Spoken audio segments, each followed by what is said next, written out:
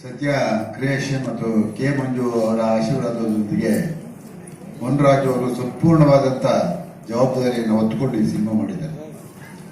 ಈ cinema trailer ಮತ್ತು ಹಾಡುಗಳ ಬಿಡುಗಡೆಗೆ ನಿಷ್ಠಾವಂತ ಸಭ್ಯ ರಾಜಕಾರಣಿ, ನಾಡು ಕಂಡಂಥ ಶ್ರೇಷ್ಠ ರಾಜಕಾರಣಿಯನ್ನ ಮತ್ತು ನಮ್ಮ ರಾಮಲಿಂಗಾರೆಡ್ಡಿ ಸಾಹೇಬರನ್ನ ಇಲ್ಲಿ ಕರೆಸಿದ್ದೀರ. ನನಗನ್ಸುತ್ತೆ ಅವ್ರ ಕೈಗುಣ ತುಂಬ ಚೆನ್ನಾಗಿದೆ.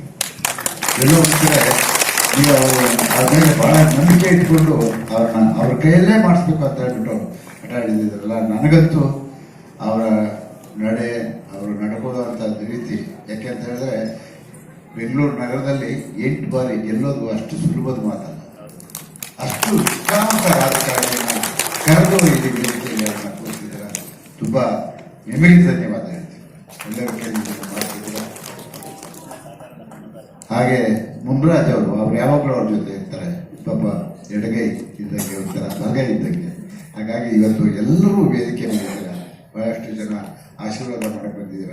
ನಾನು ಕೂತ್ಕೊಂಡಾಗ ಒಂದು ಮಾತಾಡ್ತೀನಿ, ಇಷ್ಟು ಜನ ಬಂಡವಾಳ ಹೂಡಿದಾರಲ್ಲ ಗೋವಿಂದವ್ರೆ, ಅವ್ರಿಗೆಲ್ಲ ವಾಪಸ್ ಕೊಡಬೇಕು ಅವರು. ಇದೇನು 4% ಲಾಭದಲ್ಲಿ ಬಂದ ಲಾಭದಲ್ಲಿ 4% ಹಣ ಅವ್ರಿಗೆ ವಾಪಸ್ ಕೊಡಬೇಕು. ಇದನ್ನು ಯಾರು ಹೇಳ್ತಾರೆ?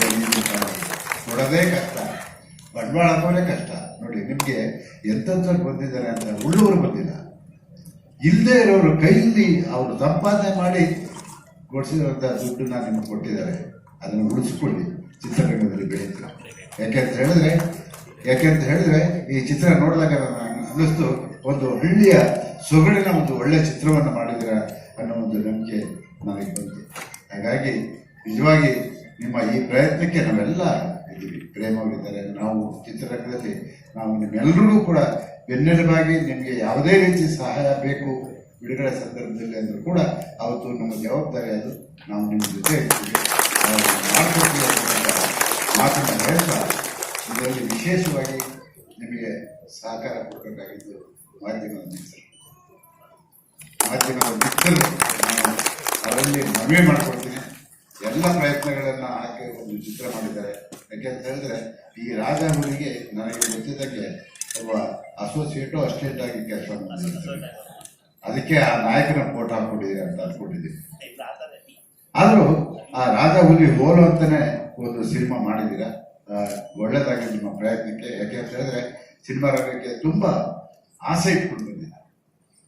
ಏನು ಹೇಳಿ, ಬರೋರೆಲ್ಲ ತುಂಬಾ ಆಸೆ ಇಟ್ಕೊಂಡು ಬರ್ತಾರೆ, ಆದರೆ ಉಳಿಯೋರು ಬಹಳ ಕಮ್ಮಿ. ಇದು ಆಗಬಾರ್ದು. ಅದರಲ್ಲಿ 10ರಲ್ಲಿ ಒಬ್ಬರು ಆಗಬೇಡಿ, 1ರಲ್ಲಿ ಒಂದಾಗಿ. ಇದು ನನ್ನ ಆಸೆ. ಯಾಕೆಂದ್ರೆ ಚಿತ್ರರಂಗ ಬೆಳಿಬೇಕಾಗಿದೆ, ಚಿತ್ರರಂಗ ಉಳಿಬೇಕಾಗಿದೆ.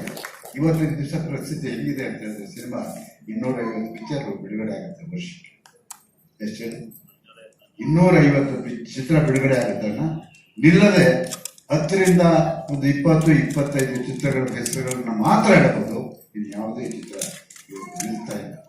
ಈ ಪರಿಸ್ಥಿತಿ ಬಂದಿದೆ. ಯಾಕೆ ಅಂತ ಹೇಳಿದ್ರೆ ಪರಭಾಷೆ ಹಾವಳಿ ಒಂದು ಕಡೆ ಹೇಳಿ, ಪರಭಾಷೆ ಹಾವಳಿ. ಇವತ್ತು ಏನಾದರೂ ನಾನು ಕಣ್ಣಂಗೆ ಇವತ್ತು ಚಿತ್ರರಂಗ ಉಳಿದಿದ್ರೆ ಪ್ಯಾನ್ ಇಂಡಿಯಾ ಮತ್ತೊಂದು ಮಗದೊಂದು ಆ ಹೀರೋಗಳು, ಅವರಿಂದ ಕನ್ನಡ ಖಂಡಿತ ಇಂಡಸ್ಟ್ರಿ ಉಳಿದಿಲ್ಲ. ಇವತ್ತು ಕನ್ನಡ ಇಂಡಸ್ಟ್ರಿ ಉಳಿದಿದ್ರೆ ನಿಮ್ಮಂತ ಸಣ್ಣ ಸಣ್ಣ ನಿರ್ಮಾಪಕರಿಂದ ಕನ್ನಡ ಇಂಡಸ್ಟ್ರಿ, ಸಣ್ಣ ನಿರ್ಮಾಪಕರಿಂದ ಇಂಡಸ್ಟ್ರಿ ಉಳಿದಿದೆ, ದೊಡ್ಡವರಿಂದ ಅಲ್ಲ. 3 ವರ್ಷಕ್ಕೋ 4 ವರ್ಷಕ್ಕೋ ತಂದು ಎಲ್ಲ ಒಂದು ಪಿಕ್ಚರ್ ಬಿಡುಗಡೆ ಮಾಡಿದ್ರೆ ಅದರಿಂದ ಯಾರಿಗೂ ಪ್ರಯೋಜನ ಇಲ್ಲ. ಹಾಗಾಗಿ ಇವತ್ತು ನಿಮ್ಮಂಥವರು ಬರಬೇಕಾಗಿದೆ, ಉಳಿಬೇಕಾಗಿದೆ, ಅದು ಬಹಳ ಮುಖ್ಯ. ಹಾಗಾಗಿ ಇವತ್ತು ಒಳ್ಳೆಯವರ ಕೈಯಲ್ಲಿ ಈ ಒಂದು ಪ್ರಯತ್ನವನ್ನು ಮಾಡಿದ್ದೀರ.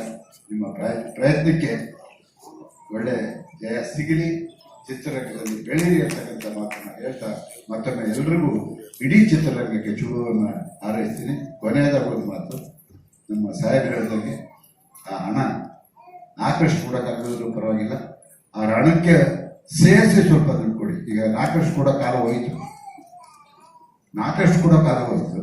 ಆದರೆ ಅವ್ರು ಕೊಟ್ಟಿರೋ ಬಂಡವಾಳಕ್ಕೆ ಸೇರಿಸಿ ಒಂದಿಷ್ಟು ದುಡ್ಡು ಕೊಟ್ಟರೆ ಸಂತೋಷ ಪಡ್ತಾರೆ. ಆ ಕೆಲಸ ಮಾಡಿ ಹೇಳ್ತಾ ಮತ್ತೊಮ್ಮೆ ಇಡೀ ಚಿತ್ರತಂಡಕ್ಕೆ ಶುಭವನ್ನು ಹಾರೈಸ್ತೀನಿ. ನಮಸ್ಕಾರ.